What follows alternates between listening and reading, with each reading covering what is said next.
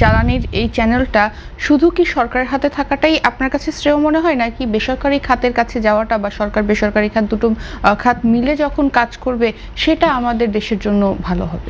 আমাদের গ্যাস থেকে আমরা পাই মনে করেন 100 কোটি কিউবিক ইয়ের মতো মিটারের মতো পাই আমরা।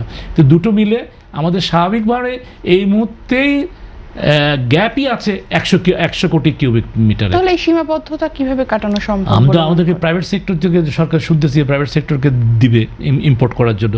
প্রাইভেট সেক্টর কোম্পানিগুলিকে দিক, অসুবিধা কি? প্রাইভেট সেক্টরে যারা পারবে ওরা একটা, ওদের তো রিফাইনারি অনেকেরই আছে। সঠিক প্যাড আর সঠিক তথ্য দিয়ে এসব সামলে নিব এক হয়ে। Mona Lisa sanitary napkin. কারো কারো রিফাইনারি আছে, আরও রিফাইনারি হবে, তারা একটা সেকেন্ড চ্যানেল তারা তৈরি করবে প্রাইভেট সেক্টর থেকে। তারা সরকারের কাছেও বিক্রি করবে, সরাসরি আমার কাছেও বিক্রি করবে। এখনও দু একজন কিন্তু করে যে আপনার এনার্জি পাওয়ার যেটা আছে, বিদ্যুৎ লাইন যারা বিদ্যুৎ প্রডিউস করে তো তারা কিন্তু অ্যালাউড, তারা কিছু তারা বিক্রি করতে পারে। যারা প্রাইভেট যারা প্রডিউস করে তারা আশেপাশে তাদের নিজেদের ডিস্ট্রিবিউশন চ্যানেল দিয়ে আপনারা এটা করতে পারে। সেক্ষেত্রে আসলে আপনার মতামত কি যে এই জ্বালানির এই চ্যানেলটা শুধু কি সরকারের হাতে থাকাটাই আপনার কাছে শ্রেয় মনে হয়, নাকি বেসরকারি খাতের কাছে যাওয়াটা বা সরকার বেসরকারি খাত দুটো খাত মিলে যখন কাজ করবে সেটা আমাদের দেশের জন্য ভালো হবে? আমাদের অর্থনীতির যে মূল বেসিস সেটা হচ্ছে কি মুক্তবাজার অর্থনীতি। মুক্তবাজার অর্থনীতি সরকারের ব্যবসা করার কোনো প্রয়োজনই নেই, সুযোগও নাই। সরকার ব্যবসা করবে না, সরকার তো এখনও ব্যবসা করে না। সরকার কর্পোরেশন তৈরি করেছে, সরকারি কর্পোরেশন, পাবলিক এন্টারপ্রাইজ যেটা করেছে, করে তার মাধ্যমে সরকার আমদানি রপ্তানি করেছে, একটা ব্যবসা করে। সেটা করার দরকার নাই, সেটা প্রাইভেট সেক্টরে যদি পারে।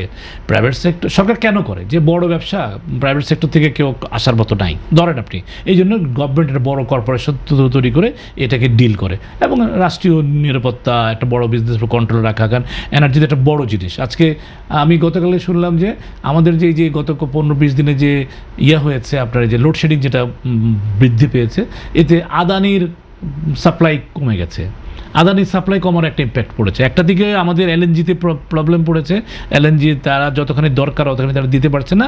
তাদের ওই যে রিগ্যাসিফিকেশনের যে জাহাজটা ছিল সেটা নষ্ট হয়েছিল, ওইটা ঠিক করার জন্য করতে পারছিল না। আবার আদানিও সাপ্লাইটা কম দিচ্ছিল। অর্থাৎ কি গ্যাসের পাওয়ারের সাপ্লাইটাকে কোনোভাবে একটা জায়গায় রাখা যাবে না। একটা জায়গায় রাখতে গেলে মানুষ ক্ষতিগ্রস্ত হবে, আর যে কোনো সময় মানুষ এরকম চ্যালেঞ্জের সম্মুখীন হয়ে যাবে।